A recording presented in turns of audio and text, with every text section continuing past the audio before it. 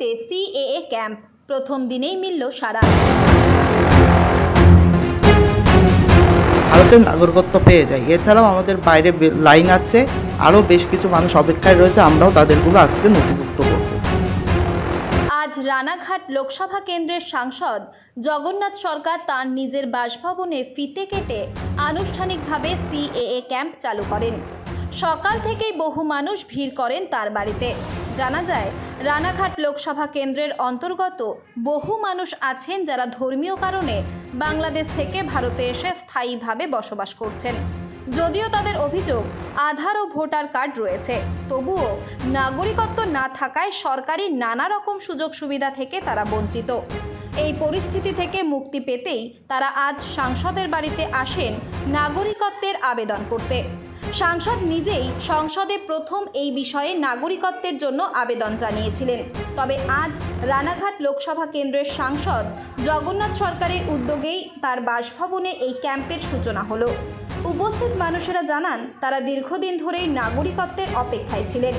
আজকের এই ক্যাম্পের মাধ্যমে তারা আশার আলো দেখছেন।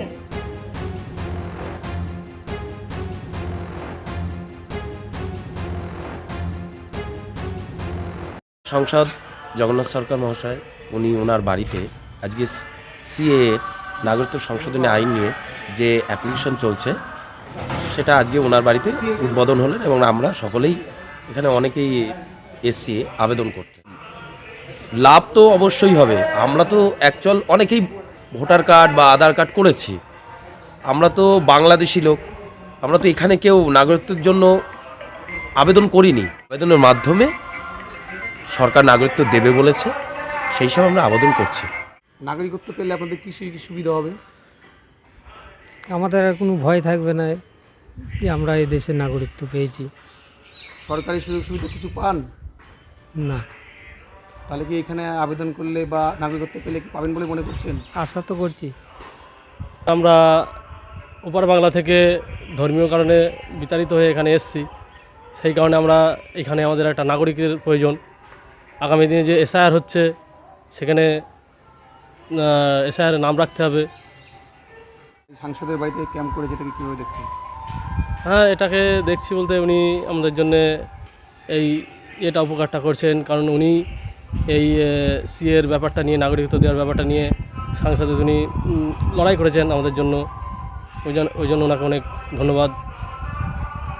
নাগরিকত্বের আবেদন করার জন্য এখানে তাদের সহযোগিতা করছি পাবলিককে। আমার বাড়িতেই অফিস খুলে তারই জন্য জনতা আসছে। এসআইয়ের চাপেই তো আরও নাগরিকত্ব নিচ্ছে, কারণ নাগরিকত্বের জন্য ভয়ের পরিবেশ তৈরি করেছিল। খবরদার তোমরা কেউ সিএর জন্য আবেদন করো না। তৃণমূলের দলবল সকলে মমতা ব্যানার্জি সহ ভয় দেখাচ্ছিল যে তাহলে জেনে যাবে তুমি বিদেশি, বাংলাদেশি, তোমাকে ধরে নেবে। আর ওদিকে যেমন এটা করেছিল, তেমনি চুপি চুপি বাংলাদেশি লোককে ধরে, উদ্বাস্তুদের ধরে, যার একটু পয়সা করি আছে, কেস দিয়ে দেবো, বিদেশে পাঠিয়ে দেবো, এই বলে টাকা তুলে ভাগাভাগি করে খাচ্ছিল। আর সে টাকার অংশ শোনা যায় কালীঘাট পর্যন্ত পৌঁছাতো। এখন তাই মানুষ বুঝে গেছে এসআইয়ের চাপে যে নাগরিকত্বের আবেদন না করলে আমাকে আবার দেশে ফিরে যেতে হবে। তাই এখানে যারা আছে, বাংলাদেশ, পাকিস্তানের হিন্দু, বৌদ্ধ, জৈন, খ্রিস্টান, তারা যারা 2014 31শে ডিসেম্বরের আগে এসেছে, তারা যেন নাগরিকত্বের জন্য আবেদন করে তাদের নিজ নিজ এলাকায় নিকটবর্তী যেখানে সেন্টার আছে সেখানে গিয়ে যেন করে, এবং তাদের নাগরিকত্ব দিয়ে ভোটার লিস্টে তাদেরকে সংযোজনও করা যাবে। নাগরিক হলেই সেই ভোটার লিস্টেও নাম তুলে দেওয়া যাবে। অভয় মন্ত্র আমরা দিচ্ছি, ভারতবর্ষের একজন মুসলিমেরও নাগরিকত্ব যাবে না। সমস্ত উদ্বাস্তু যারা আছে তারাও ভারতের নাগরিক হবে, তারা ভোট দেবে, এই বিশ্বাস দিচ্ছি। কেউ ভয় পাবেন না।